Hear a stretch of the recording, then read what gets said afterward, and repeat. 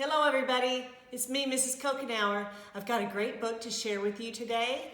The title is Cloudy with a Chance of Meatballs. And thank you to Scholastic Press for giving us permission to read it. The author is Judi Barrett and the illustrators are Judi and Ron Barrett. And this is a great book to read if you're happening to talk about weather in your class and learn about true weather, rain, snow, sleet, sunshine. This is a tall tale, which means it is a fiction book. Fiction is fake but fun, but a tall tale has some things happening in it that are so exaggerated, things that couldn't possibly happen, that it makes it really fun to read. This is also a personal narrative. A lot of you write your own stories about your own families and things that happen to you. You will see that this is written from that perspective of a child telling a story about their family. And we are going to talk today about cause and effect, because certain things happen. What happens because of those things? What happens is called the effect. Okay, so let's read this together. Cloudy with a Chance of Meatballs. Thank you, Scholastic, for always letting us share your books. We were all sitting around the big kitchen table. It was Saturday morning, pancake morning. Mom was squeezing oranges for juice. Henry and I were betting on how many pancakes we each could eat. And Grandpa was doing the flipping. See how we've started the personal narrative? She's talked about who is in her story and where they are and what day it is and what's happening.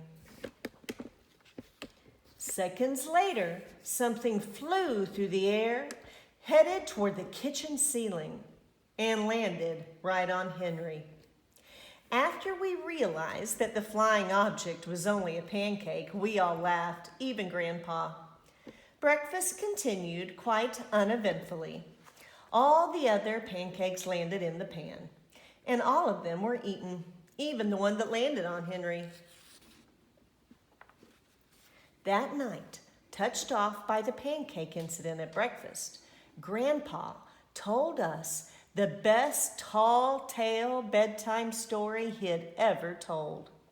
Now remember, I said a tall tale has things happening in it that are so crazy that there's no way it could happen in real life. So this is where it begins. Across an ocean, over lots of huge bumpy mountains, across 3 hot deserts and 1 smaller ocean, there lay the tiny town of Chew and Swallow. Now that's a funny name for a town.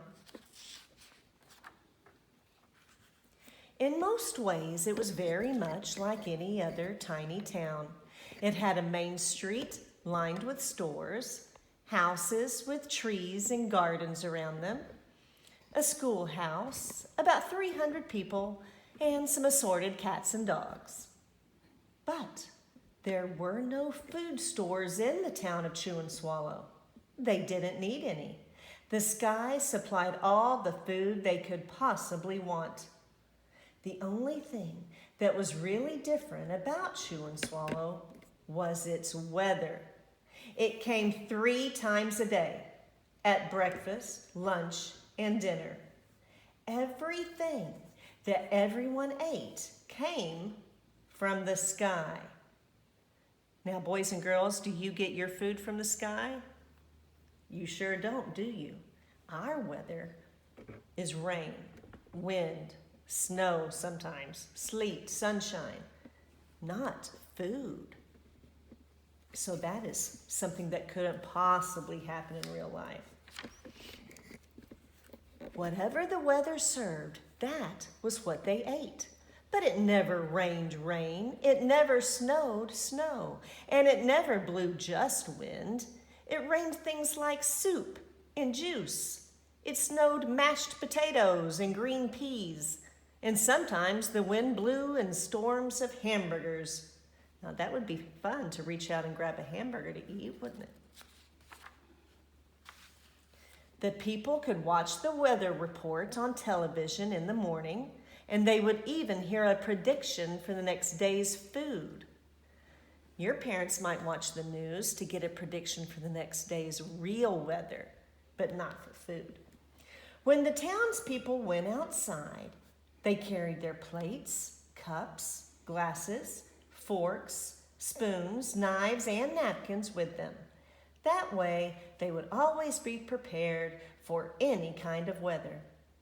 If there were leftovers, and there usually were, the people took them home and put them in their refrigerators in case they got hungry between meals. The menu varied. That means it was different from day to day. By the time they woke up in the morning, breakfast was coming down. After a brief shower of orange juice, low clouds of sunny-side-up eggs moved in, followed by pieces of toast. Butter and jelly sprinkled down for the toast, and most of the time it rained milk afterwards. For lunch one day, frankfurters, already in their rolls, blew in from the northwest at about 5 miles an hour.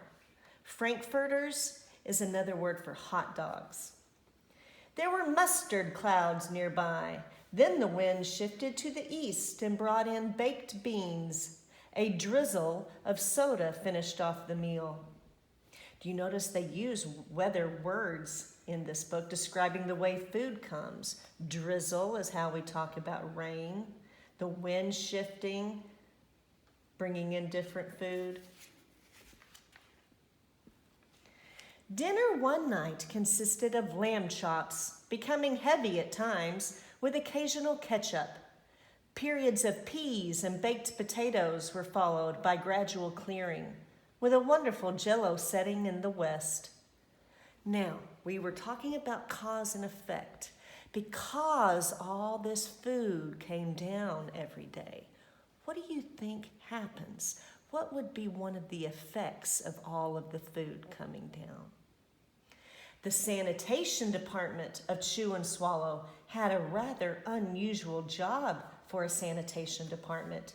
It had to remove the food that fell on the houses and sidewalks and lawns. The workers cleaned things up after every meal and fed all the dogs and cats. Then they emptied some of it into the surrounding oceans for the fish and turtles and whales to eat. The rest of the food was put back into the earth so that the soil would be richer for the people's flower gardens. So because all the food came down, the effect was the sanitation department had to clean it up after every meal.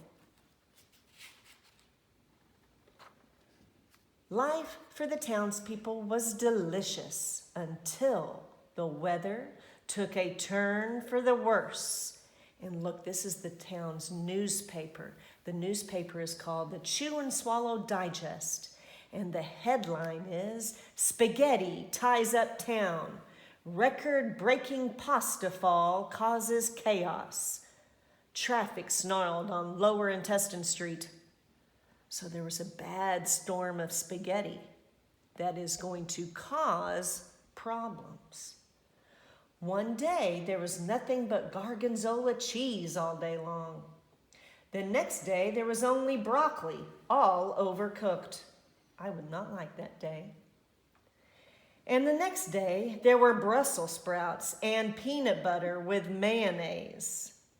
How would you like that for your birthday?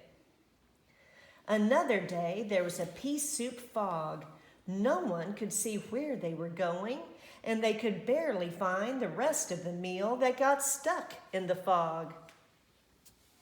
All right, all of these bad storms and messed up weather is going to cause some problems. I wonder what will happen because of this.